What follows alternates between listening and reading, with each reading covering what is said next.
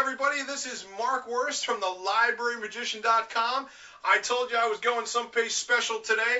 I'm actually running out the door with my family, and not sure if you can tell by the way I'm dressed, but yes, we are actually on our way up to the Prudential Center in Newark, New Jersey to see the New Jersey Devils play. Hockey's one of my favorite sports. I love that we were able to get some tickets to some games this year, and my 5-year-old son has been having a great time going to the games and cheering on his New Jersey Devils. Now, one of the things that it made me think about was that when they built the Prudential Center a year or so ago, and when they build these arenas and these stadiums around the country, they build them with very specific purposes involved, don't they? They build them so that people will be able to come in, thousands and thousands of people, and sit around and watch that game, and everybody gets a great seat, and everybody can see what they're supposed to see. And the guys who play the game, they show up and their stuff's all ready for them to go. But libraries weren't quite created that way, were they? At least not for our purposes for the summer reading program. I mean, most libraries were created for the sole purpose of housing books and magazines, and so people could come in and study. When they built the buildings, they weren't really thinking about a lot of outside programming. They weren't thinking about doing shows. They weren't thinking about where they could put 100 or 200 people. Now, what I'm getting at here is when you are hiring an outside performer to come in for your summer reading program or for any type of event that you're putting on, you want to find out what their ease of use is going to be.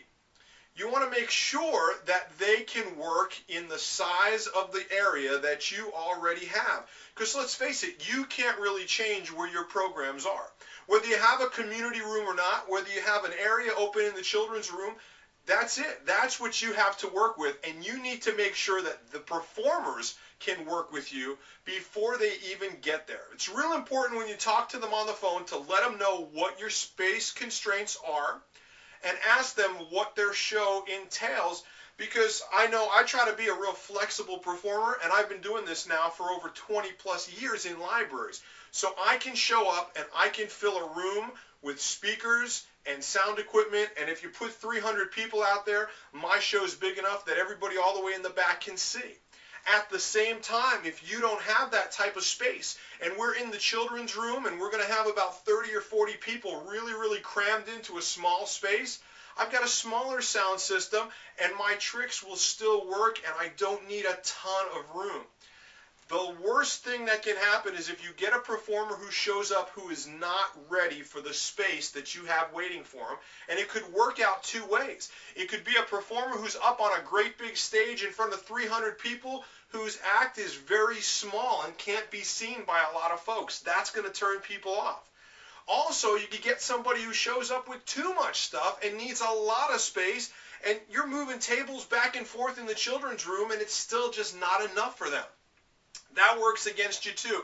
So it's really important up front to let performers know what type of space you will be using for your summer reading program or for your event, and then ask them if they can play big or small and how much room they're actually going to need. That's my little video for today. I hope you're enjoying this series. I got to get going now. They're going to drop the puck in a little while. Thank you so much for watching. I will see you really soon. For now, this is Mark Wurst from the librarymagician.com saying take care, everybody.